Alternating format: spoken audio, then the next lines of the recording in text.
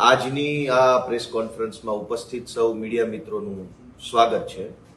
ગઈકાલે 2 જુલાઈ 2026ના રોજ અમારા ધારાસભ્ય અને ગુજરાતના સૌ યુવાનોના લોકપ્રિય નેતા આદિવાસી સમાજના યોદ્ધા ચૈતરભાઈ વસાવાના સમર્થનમાં સામાજિક રાહે ડેડિયાપાડામાં એક મોટા કાર્યક્રમનું આયોજન થયું.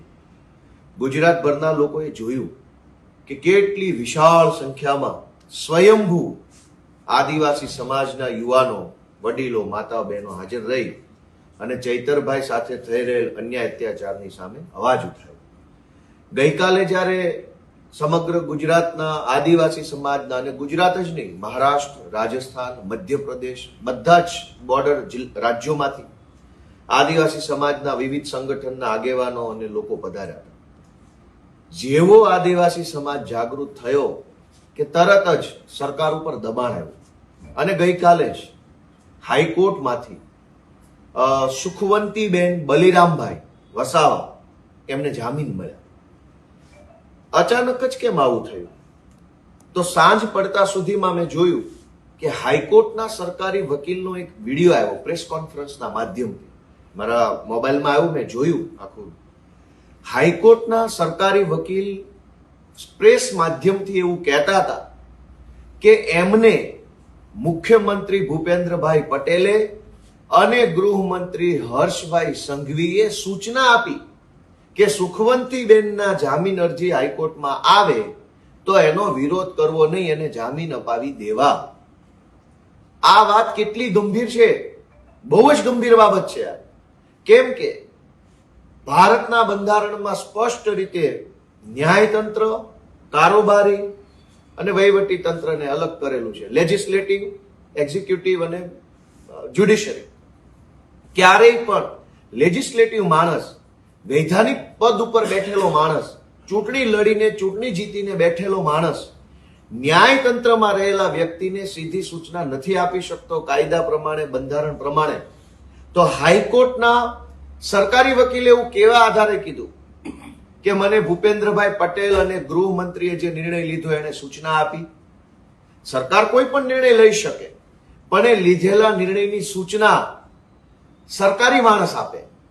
વૈધાનિક માણસ જે છે, સંસદીય માણસ છે, ચૂંટણી લડેલો જીતેલો પાર્ટીનો માણસ છે, એને સૂચના નથી આપવાની. સરકારે ધારો કે નિર્ણય કર્યો તો સરકાર એના કાયદા વિભાગને સૂચના આપે. કાયદા વિભાગના સચિવ, મદદનીશ સચિવ, અધિક સચિવ, સેક્શન ઓફિસરો, ઉપસચિવ બધું જ છે. સરકારના નિર્ણયની જાણ કાયદા વિભાગને થાય. કાયદા વિભાગના સચિવ એના ઉપસચિવોને જાણ કરે, ઉપસચિવ સેક્શન ઓફિસરને કહે, સેક્શન ઓફિસર જે સરકારી વકીલને જાણ કરે અને સરકારી વકીલ એ સરકારના નિર્ણયનો અમલ કરે.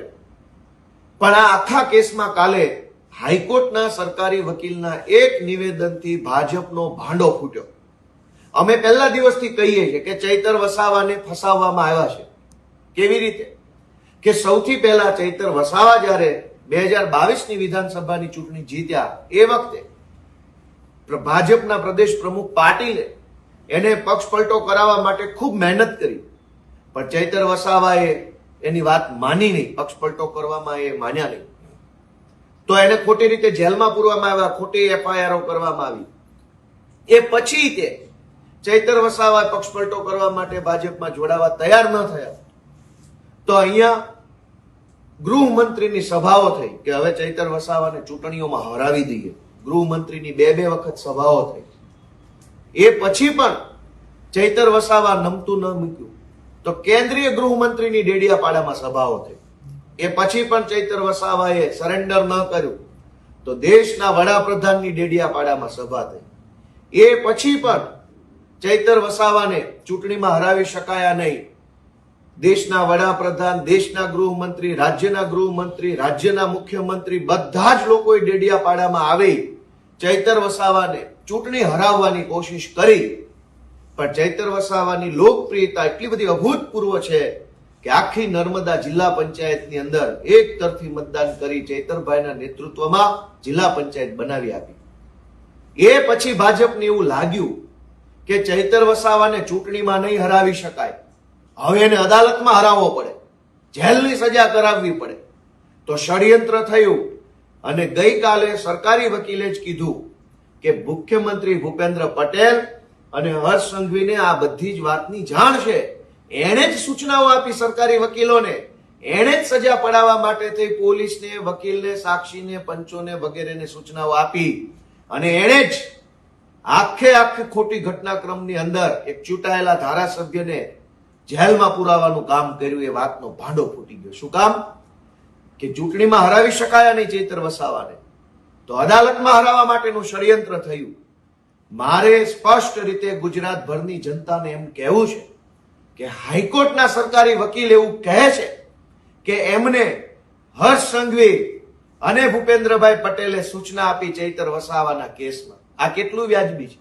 હાઈકોર્ટના વકીલો એ જો સીધા મુખ્યમંત્રીનું નામ લઈને, ગૃહમંત્રીનું નામ લઈને વાત કરતા થઈ જાય તો ન્યાયતંત્રની નિષ્પક્ષતા ક્યાં આવી? હાઈકોર્ટના સરકારી વકીલે એમ કેવું જોઈતું હતું કદાચ કે સરકારની સૂચના છે, વિભાગની સૂચના છે, અધિકારીઓની સૂચના છે, એવું બોલે તો વાત વ્યાજબી હતી. પણ હાઈકોર્ટના સરકારી વકીલ નામજોગ કે હર્ષ સંઘવીએ સૂચના આપી, એનો અર્થ એ થયો કે હર્ષ સંઘવી હાઈકોર્ટની અંદર પણ હસ્તક્ષેપ કરે છે.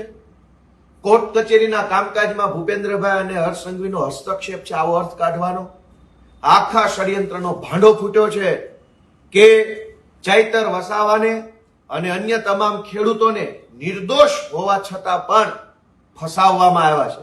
અને હર્ષ સંઘવીએ સૂચના આપી તો એક સુખવંતીબેન છૂટ્યા, તો હર્ષ સંઘવીએ બીજા બધાની સૂચના કેમ ન આપી? બીજા ખેડૂતો પણ નિર્દોષ છે, માત્ર સુખવંતીબેન નહીં. રમેશભાઈ છે, બલિરામભાઈ છે, શકુંતલાબેન છે અને જીતુભાઈ છે, આ બધા જ નિર્દોષ છે. આ બધાની સૂચના કેમ ન આપી? ખાલી એક વ્યક્તિ નહીં, આખો કેસ ખોટો છે, બધા જ આરોપી નિર્દોષ છે. પણ આજે ગુજરાતભરના આદિવાસી સમાજનું મારે એટલું ધ્યાન દોરવું છે કે ચૈતર વસાવાને ખોટા કેસમાં ખોટી કાર્યવાહી કરી જેલમાં પુરાવનાર લોકોના નામ ગઈકાલે સરકારી વકીલના મોઢે જ નીકળી ચૂક્યા છે. જનતા જાગૃત બને અને જે પાર્ટી ભાજપે ષડયંત્ર કરી ચૈતર વસાવાને જેલમાં પૂર્યા છે એ ભાજપ પાર્ટીને આદિવાસી સમાજ અને ગુજરાતના સૌ લોકો એવી સજા કરો કે આવનારી 100 ચૂંટણીઓ સુધી દેખાય નહીં. ખૂબ ખૂબ આભાર.